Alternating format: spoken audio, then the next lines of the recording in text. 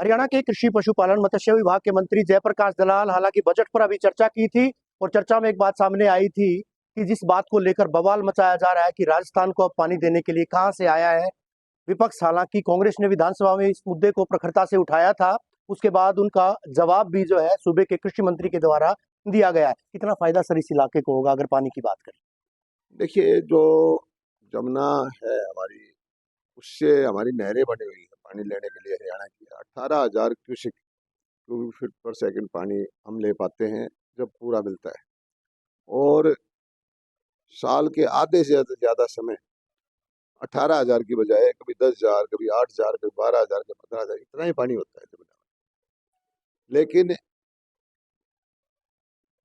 महीना जब मानसून का होता है, उन दिनों के अंदर जमुना में पानी आता है कभी 2 लाख, कभी 3 लाख, कभी 4 लाख।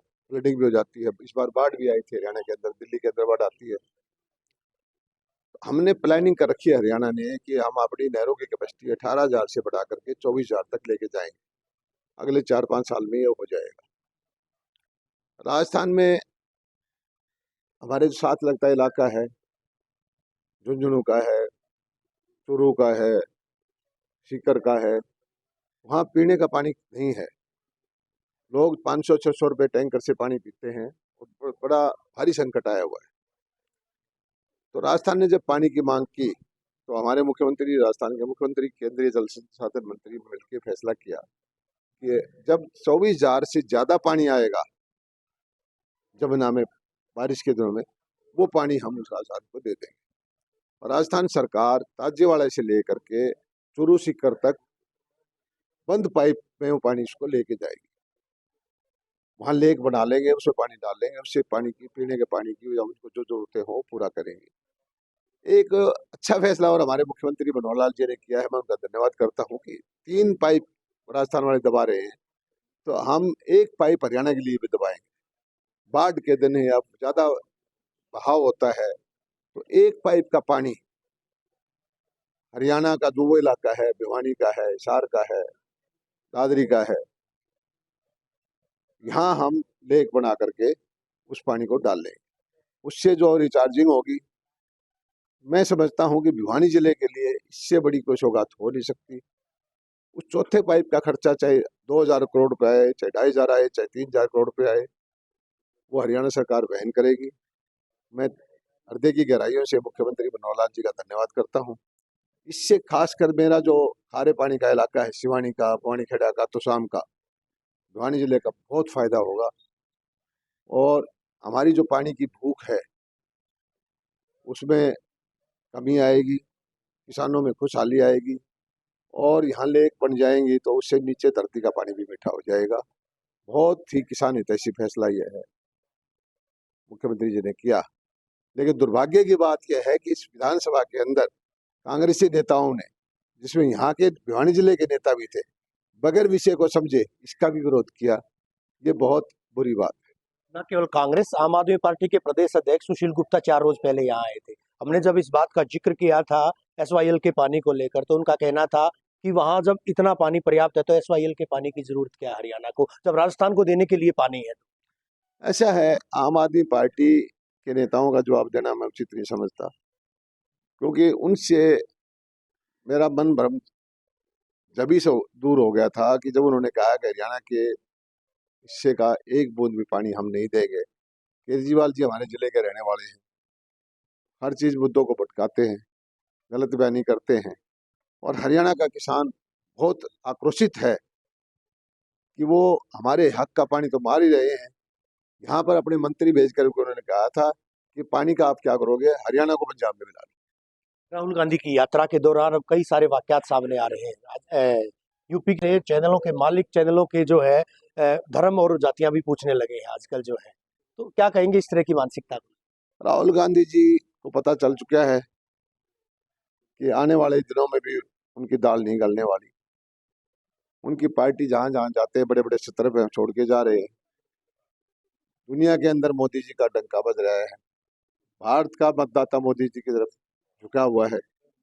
फिर तीसरी बार उनको प्रधानमंत्री बनने के लिए तैयारी कर रहा है। और ये अनाप शनाप बयान देकर के राहुल जी जो मत कभी मतदाताओं को कोसते हैं, कभी उनके पार्टी के नेता सुरजेवाला जी गालियां देते हैं मतदाताओं को, कभी मशीन में गड़बड़ की बात करते हैं, कभी किसी तरह का आरोप लगाते हैं। लेकिन उनको ये समझना चाहिए कि भारत की जनता परिपक्व है।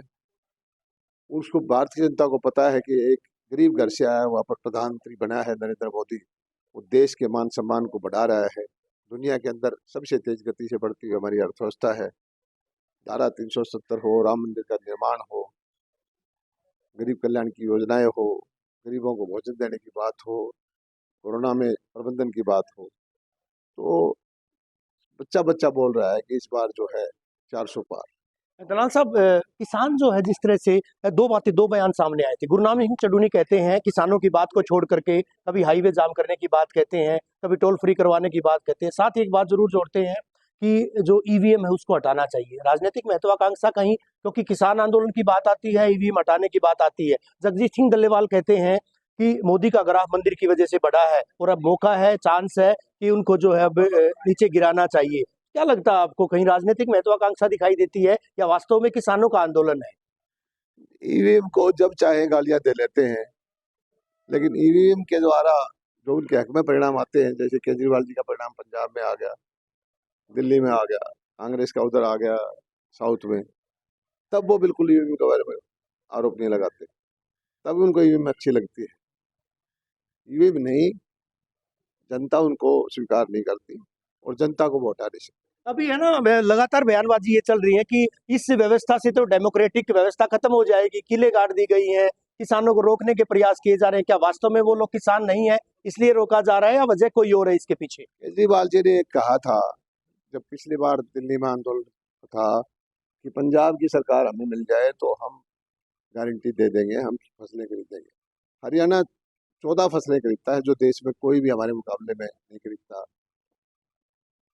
24 घंटे में पैसा किसान को देते हैं, मंडियां हमारी अच्छी हैं। जो हरियाणा के किसानों को मिल रहा है, केजरीवाल जी उतना ही दे दें तो ये पंजाब के किसान हैं, इनको कुछ शांति पड़ जाएगी। ईडी के दुरुपयोग की बात भी आती है, कहते हैं कांग्रेस की ईडी का दुरुपयोग हो रहा है। जो गलत करेगा उसके ऊपर कानून अपना काम करेगा। अच्छा, एक आखिरी सवाल है अच्छो साहब, आम आदमी पार्टी और कांग्रेस के बीच सीट शेयरिंग की बात चल रही है, एक सीट देने की बात कही है। गठबंधन अगर उनका होता है हरियाणा में, क्या सिनेरियो रहेगा आपकी? आम आदमी पार्टी का जन्म भ्रष्टाचार के खिलाफ आंदोलन से हुआ था। वो उस कोस करके कांग्रेस वालों पे आरोप लगाते थे। एक देखिए केजरीवाल जी ने कैसी पलटी मारी है। जिस पार्टी पे उनके नेताओं पर आरोप लगा लगा करके वो पार्टी का जन्म हुआ, अब उससे हाथ मिला रहे हैं। जनता बहुत समझदार है, जनता इनको स्वीकार नहीं करेगी। 400 पार? भाजपा 370 पार। शुक्रिया हमसे बात करने के लिए। प्रदेश के कृषि पशुपालन मत्स्य विभाग के मंत्री जयप्रकाश दलाल, 370 पार की बात कही गई है। साथ ही साथ उनका कहना है कि जो प्रोजेक्ट पानी को लेकर के अब नया बनाया गया है, राजस्थान में जो पानी दिया जाएगा, कहीं ना कहीं जब 3 पाइप, बड़े पाइप जब लग कर आएंगे ताजेवाला हेड से सीधे भिवानी, और यहाँ से पंपों के जरिए जो है पानी भेजा जाएगा, तो कहीं ना कहीं एक पाइप और आएगा जिससे इस इलाके की प्यासी धरती की प्यास बुझेगी। हालांकि राजनीतिक तौर पर उनका कहना है कि आम आदमी पार्टी और कांग्रेस का भले ही गठबंधन हो जाए, लेकिन किस तरह का गठबंधन, जिस पार्टी का जन्म भ्रष्टाचार को लेकर हुआ था, भ्रष्टाचार खत्म किए जाने को लेकर हुआ था, वही उनसे अब हाथ मिला रहे हैं। सवाल मुद्दे कई सारे हैं, किसान आंदोलन पर वही उनके द्वारा सवाल खड़े किए गए हैं। वीडियो जर्नलिस्ट सुमित अवस्थी के साथ रवि जांगड़ा, इंडिया न्यूज हरियाणा।